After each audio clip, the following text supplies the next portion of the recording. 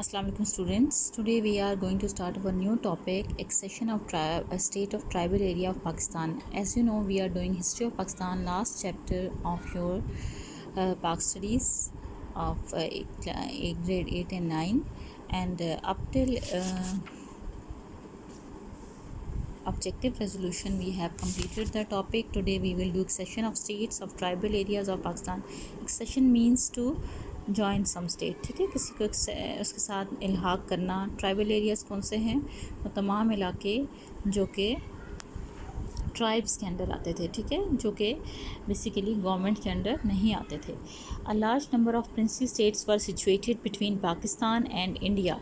बहुत से ऐसे इलाके थे, प्रिंसी स्टेट्स वो वाली होती हैं जहाँ पे अपनी अपनी हुकूमत लोगों ने कायम की होती है. मोस्ट ऑफ स्टेट्स लोग टुक देयर डिसीजंस, और बहुत सी स्टेट्स ने अपने अपने डिसीजंस खुद दिए. However no decision could be made about the fate of Jammu and Kashmir. लेकिन उसमें जो कुछ एरियाज़ ऐसे थे जिन स्टेट्स की जो फेट है या किस्मत है उनका अभी तक फ़ैसला नहीं हो सका था, ठीक है, जिनमें कश्मीर, जम्मू कश्मीर था, जूनागढ़ था, Manavadar states. The rulers of the Junagadh are Mandawar announced the accession of Pakistan, but India occupied them through military action.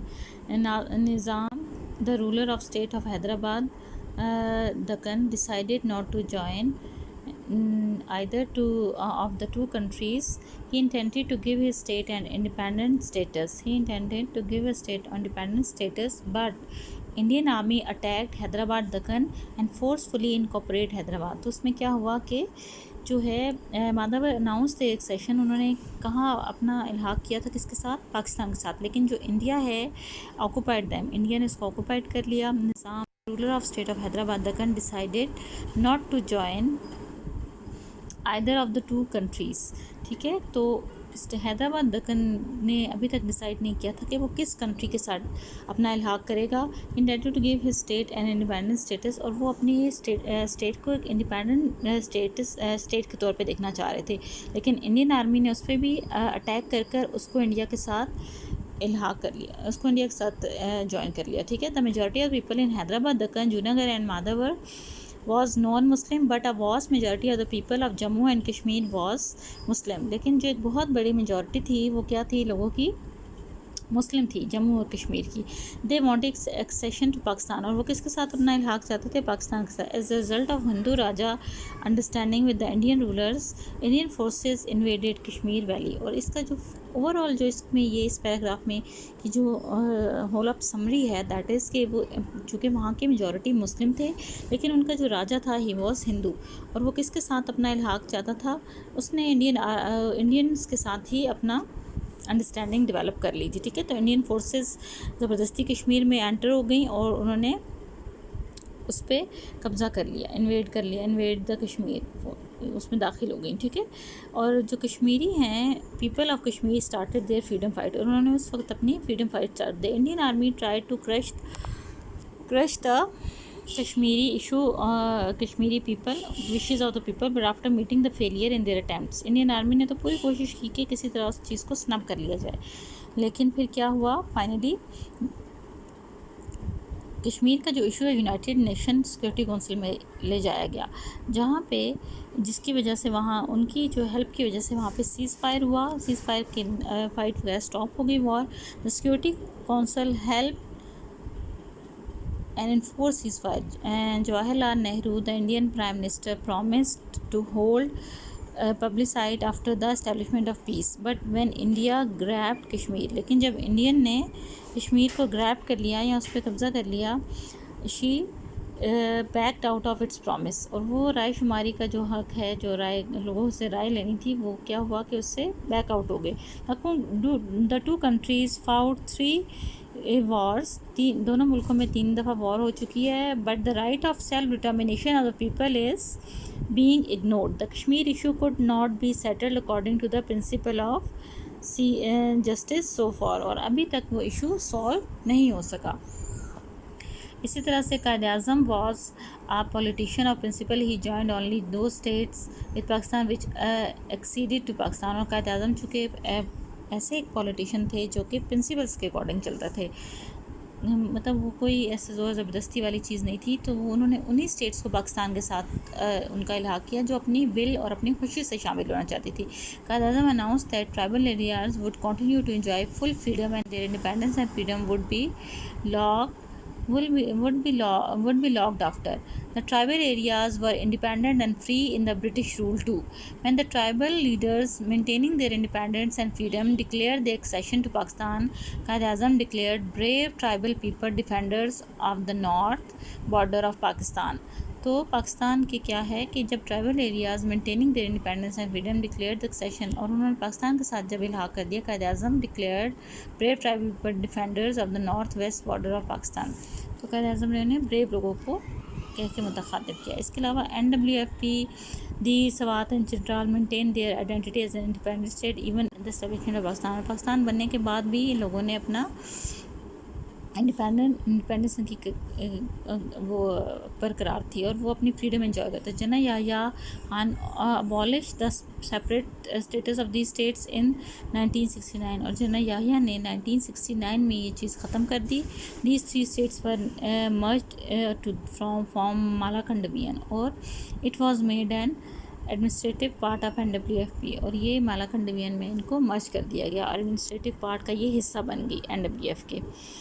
Okay, सेलियन features of constitution 1956। सेलियन feature कौन से होते हैं जो कि बहुत नुमायाँ किस्म के prominent features. Geographically factors of Pakistan cause delay in the formulation of the constitution. अब चूँकि ऑब्जेक्टिव रेजोल्यूशन के बाद अब कॉन्स्टिट्यूशन तो बनना ही था, लिहाजा पाकिस्तान का जो है कॉन्स्टिट्यूशन वो उसके बनने में देर होती जाती। देर वो government dissolve all the provinces, government ने सब प्रोविंसेस को डिवॉल्व कर दिया and states merge into 2 single provinces, और दो सूबे बना दिए गए, 2 प्रोविंस। कौन कौन से? West Pakistan and east Pakistan. This clear the hindrance which was being experience in the way of representation, और ये रिप्रेजेंटेशन का जो प्रॉब्लम आ रहा था दोनों सूबे की तरफ से, इससे वो हिंड्रेंस दूर हो गई। Mushtaq Ahmad Gurmani was made the first governor of the west Pakistan, while Dr. Khan Sahib was the chief minister of this province. This was unite continued until 70, और ये कब तक रहा?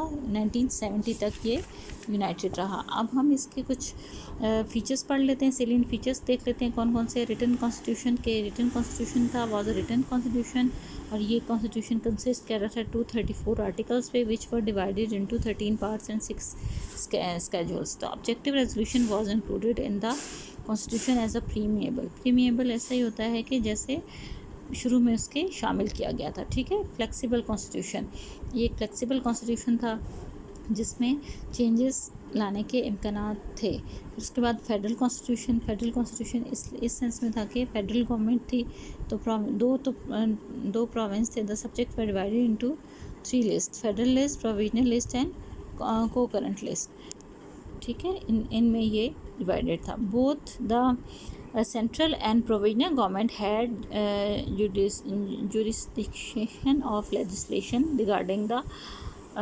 co-current list. The provinces were given autonomy to a great extent, और इनको काफ़ी ज़्यादा इख्तियारात दिए गए थे, इसमें प्रोविंसेस को इख्तियारात दिए गए थे। फिर parliamentary system, the constitution 1956 provided for parliamentary form of government.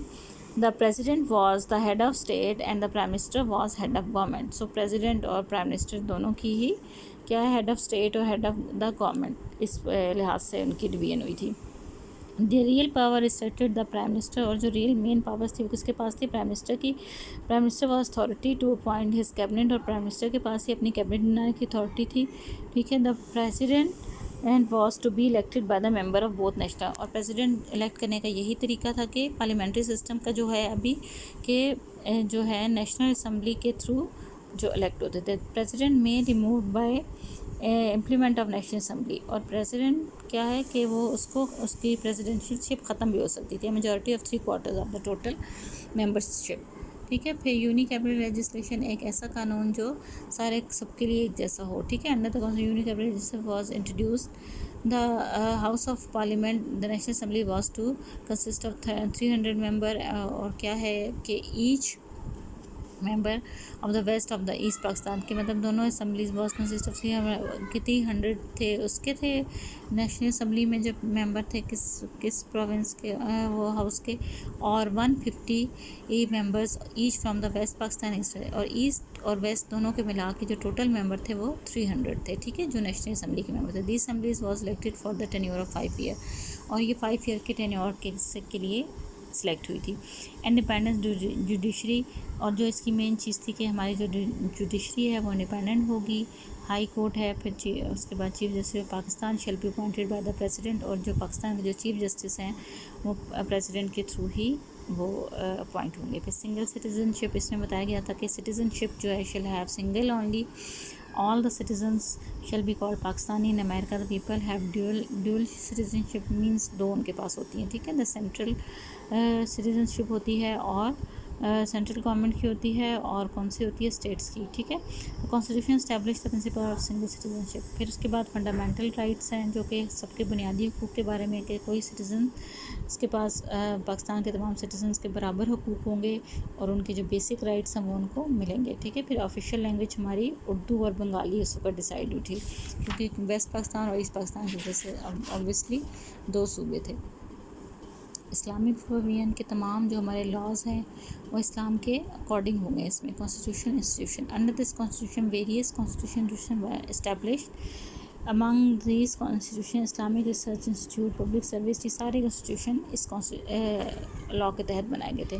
फिर अब्रोगेशन ऑफ कॉन्स्टिट्यूशन, कि ये जो कॉन्स्टिट्यूशन है फिर इसको क्या कर दिया गया कि सिर्फ कितना चला, did not last for long, prove to be short due to specific circumstances, for long अनटाइम, कितनी मेहनत के बाद ये बना लेकिन ये ज़्यादा नहीं चल सका, because of the interaction of army and bureaucracy in the domestic institution, और पॉलिटिकल लीडर्स के आपस में डिफरेंसेस की वजह से, और अनफेयर इंटरप्शन किसका, आर्मी का और ब्यूरोक्रेसी का की वजह से, लैक ऑफ लीडरशिप थी, और हायर इंडिपेंडेंस, तो ये जो है सिर्फ 2 years 7 months ही चल सका। फिर उसके बाद क्या है कि गवर्नमेंट जो है ही Ayub Khan dismissed the government, Ayub Khan जो कि आर्मी का चीफ था उसने गवर्नमेंट डिसमिस कर दी। इस national assembly as well as provisional assembly, he took over the charge of the office of president of chief minister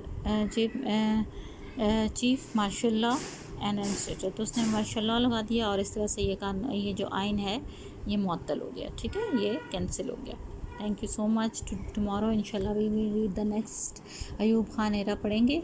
अब हम नेक्स्ट वाला अयूब खान एरा है, उसके बाद नेक्स्ट उसका ब्यूरोक्रेसी सिस्टम है, और हम ये सारा अयूब खान एरा के बारे में पढ़ेंगे, और इसके एरे में जो कॉन्स्टिट्यूशन बना था उसके बारे में, ठीक है। Thank you so much.